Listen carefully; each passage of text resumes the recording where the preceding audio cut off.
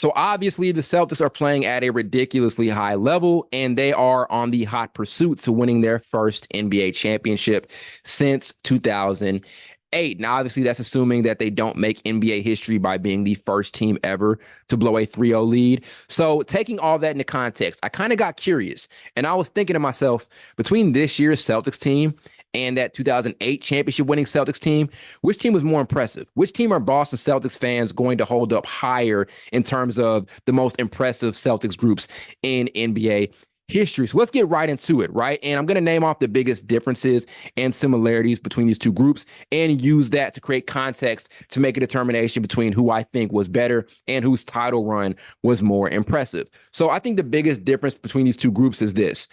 The '08 Celtics came into that season in a completely different place than 2024 Celtics came into that season. So in '08, the season before, they were one of the worst teams in the entire league. As a matter of fact, they had the worst record in the Eastern Conference. So the franchise was in a position where they were just trying to return to being competitive. They were trying to return to being good, to being watchable, right? This is one of the most notable franchises in all of sports history. It wasn't good that they were at the bottom of the barrel in the league. So they were just trying to return to glory. Whereas in 2024, coming into this season, they were already one of the best teams in the league. They were consistently making deep playoff runs. As a matter of fact, before this season, they had made back-to-back conference finals appearances. Obviously, they made one in 2022 and won it as they made an NBA finals appearance. And in 2023, they were a team that was in the Eastern Conference Finals. They lost to the Miami Heat, but still, they were really, really competitive and considered a championship contender in years prior. Right now, they're just looking to get over the hump and actually bring home that championship, right? Fans were tired of seeing them consistently make these deep playoff runs while not delivering an actual championship. So the teams were in just two completely different situations in those different years. And another difference is just how they played. So obviously, this year's Celtics team, I think we need to consider them as one of the best three-point shooting teams in league history. Obviously, there's more focus and emphasis being put on three-point shooting than we've ever seen in NBA history. Whereas in 2008, yes, they were still a solid three-point shooting team. They were fourth in three-point percentage and top 10 in three-pointers made, but there wasn't as much emphasis put in three-point shooting. So those are the two biggest differences, is the way they came into the season, the expectations, and also just the style of basketball that they played. So let's kind of get into the similarities here, because there are a lot of scary similarities between these two groups. So in '08, the Celtics had the best record in the league, which was pretty cool considering they had one of the worst the season before, and they obviously had the best record in the Eastern Conference. Same with the Celtics this year, best record in the NBA and also the best record in the East. But another thing to look at is how their makeup was as far as their best players. So there was Ray Allen and Kevin Garnett and Paul Pierce. Those were the three best guys for the Celtics in 2008. Allen averaged 17 points that season. Garnett averaged 18 points and Pierce averaged 19. Celtics this season is Jaylen Brown and Jason Tatum.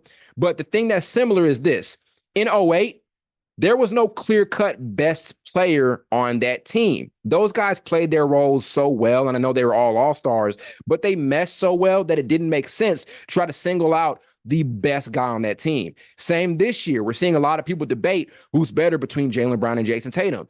This year, we've kind of learned it's counterproductive to debate who the best player is on the team, because they just played that well off each other, right? And it could be the situation where it could be anybody at any given night as the best player on the court. Those are two similarities between those two groups. Yes, we can consider the '08 Celtics a super team, but still, you couldn't really make that determination as to who the best guy on that team was. None of them averaged over 20 points per game that season. And it's different. Obviously, JB and Tatum are both 20-point per game scorers, but still, same thing. We can't really sit and say there's one single best player on that team, because that's how well those guys play off each other. So that's another major similarity between those two groups. On the outside, it looks like that '08 team had a super team, but they were still really well balanced, and all three of those guys played so well off each other, very similar to how Boston is this particular season. And here's what starts to kind of separate these two groups. So let's kind of get into the playoffs, where obviously, as I mentioned, both teams entered as the first seeds in their conferences and as the first teams in the league.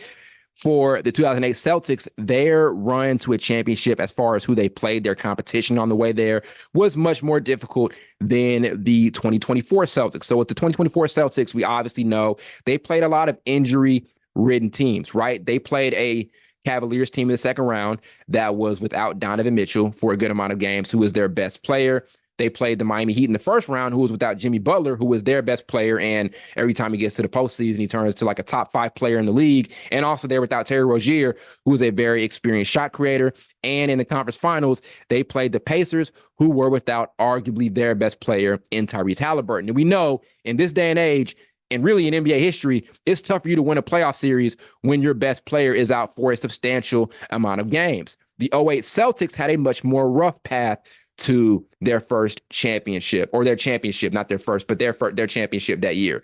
So they ended up playing the Atlanta Hawks in the first round, who were healthy, and they had an all-star in Joe Johnson, who was available.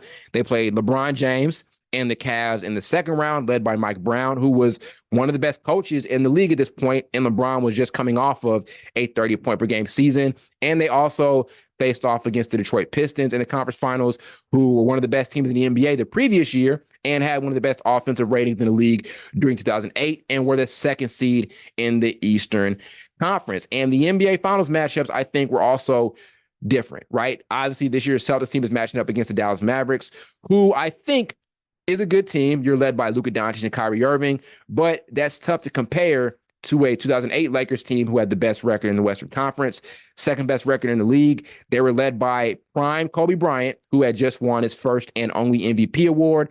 They were playing the triangle offense, had the greatest coach, arguably the greatest coach in NBA history, in Phil Jackson. And I just think that path to a championship for the '08 Celtics was more difficult. And I'm not downplaying the 2024 Celtics and their path, because obviously you can have things in your favor and not convert. So we've seen teams have things work in their favor and not capitalize off of that.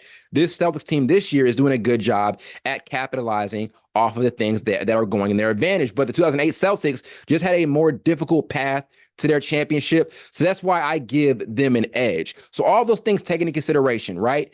Where they stood in the league, the way they played, the situations they were in, with Boston in 2008 flipping it from being one of the worst teams in the league to being the best team in the league and winning a title. I would say that 2008 Celtics team was a better team, and they had a more impressive run to an NBA championship, just with the level of difficulty. If we look at the outside in, the record for this year's Celtics team was much more impressive and is one of the most impressive playoff records out of any team in NBA history. But like I said, just their path, right, and just how they were able to flip it from one season to the next, I give the '08 Celtics a nod. I give them the edge as being the more impressive group out of the two that won the last two championships for the Celtics in franchise history. So let me know what y'all think in the comments, right? But that's my thought, is I think the '08 Celtics had a much more impressive run, and we'll see if the 2024 Celtics, and they win it, let's see if they're able to flip it next season and be even more impressive. But we shall see. But I think generally it's good to kind of see Boston back into a position that we consider them as the best team in the NBA again. We consider them as the team that everybody has to beat next season. It's great to see that after years of kind of being good, but still playing a little bit under our expectations.